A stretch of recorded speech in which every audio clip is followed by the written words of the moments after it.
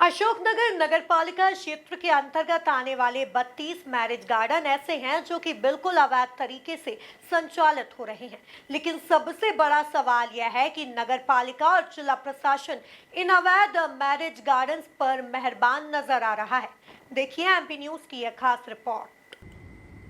जी हाँ, हम यह बात इसलिए कह रहे हैं क्योंकि बोर्ड परीक्षाएं नजदीक होने के कारण अशोकनगर कलेक्टर सुभाष कुमार द्विवेदी ने फरमान जारी किया है कि डीजे अथवा अन्य ध्वनि विस्तारक यंत्र निर्धारित समय में ही बजाया जाए।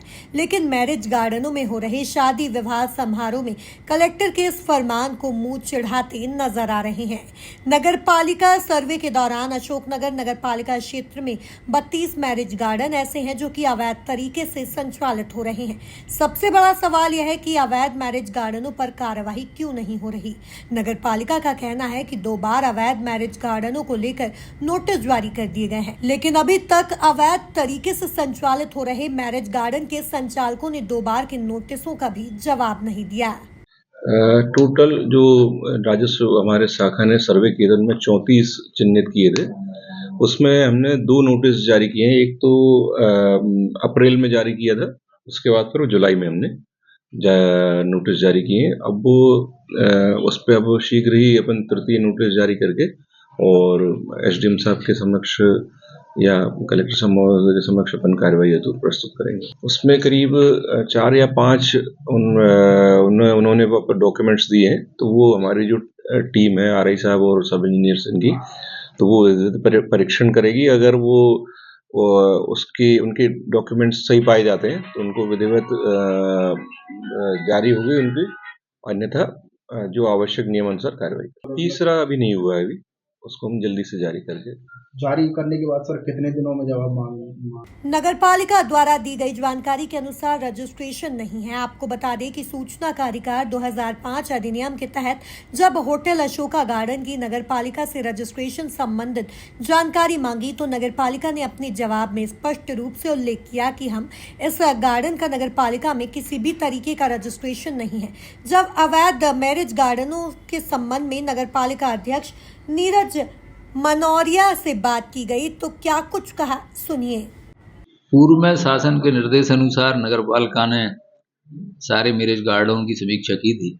उसमें संख्या तो मुझे पता नहीं है, लेकिन हाँ जो अवैध है उनको नोटिस दिया था और अवैध की भी प्रक्रिया उनको पूर्ण करने के लिए कहा था कि वैध हो जाएगी। जैसे फायर सेफ्टी है, पार्किंग है, इस संबंध में उनको पत्र लिखा है और अभी दोबारा भी उनको पत्र दिया है। जैसे ही उनके डॉक्यूमेंट्स प्रस्तुत हो गए उन्हें परमिशन दे दी जाएगी। दूसरी बार या तीसरी बार जारी किया नहीं, कुछ लोगों ने फायर सेफ्टी और पार्किंग की व्यवस्था कर ली है। ये जो सूची है ये पुरानी है। अभी कुछ मैरिज गार्डनों ने जो शासन के मापदंड है उनको पूर्ण कर लिया है और वो विधिवत रूप से चलाया जा रहा है। वो तो सब 15 दिन या 30 दिन के नोटिस दिए होंगे। ऑफिशियली मामला है, इसकी संबंधित जानकारी सीएम साहब दे पाए।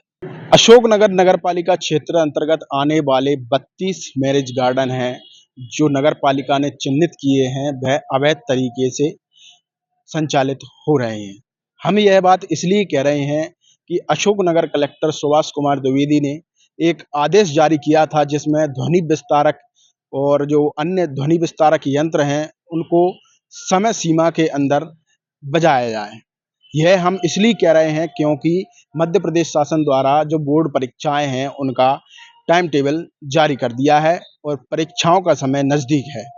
जब हमने पड़ताल की तो पाया जो मैरिज गार्डन हैं उनमें ध्वनि विस्तारक यंत्र लगातार दिन में और रात के समय में भी बजाए जा रहे हैं। चूँकि जब गार्डनों की बात हो रही है तो गार्डनों से संबंध यह भी होता है कि उन गार्डनों का लाइसेंस या रजिस्ट्रेशन है अथवा नहीं। नगर पालिका ने जिन 32 गार्डनों की लिस्ट जारी की है उनमें से अभी तक एक भी गार्डन का रजिस्ट्रेशन नहीं है। नगर पालिका द्वारा इन अवैध मैरिज गार्डनों पर कोई कार्रवाई नहीं की जाती, जो कि अशोकनगर कलेक्टर सुभाष कुमार द्विवेदी के आदेश को मुंह चढ़ाते नजर आ रहे हैं। इस संबंध में जब नगर पालिका अध्यक्ष नीरज मनौरिया से बात की तो उन्होंने बताया कि पहली और दूसरी बार नोटिस जारी किए गए थे लेकिन उनका जवाब नहीं आया। लेकिन कुछ गार्डन ऐसे हैं जिन्होंने अपनी गाइडलाइन का पालन कर उन जो नियम है उनको पूरा कर लिया है।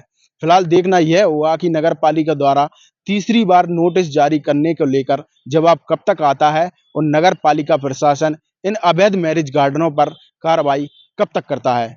अशोकनगर से एमपी न्यूज के लिए सुशील कुशवाहा। एमपी न्यूज की पड़ताल में पाया कि अशोकनगर नगरपालिका क्षेत्र के अंतर्गत आने वाले अशोका मैरिज गार्डन और होटल स्कूल से सटकर ही संचालित हो रहा है, जो कि साफ तौर पर नपा और प्रशासन को नजर आ रहा है। बावजूद इसके गार्डन पर कार्यवाही न होना प्रशासन पर सवालिया निशान खड़े कर रहा है। Bureau report, MP news, Ashoknagar.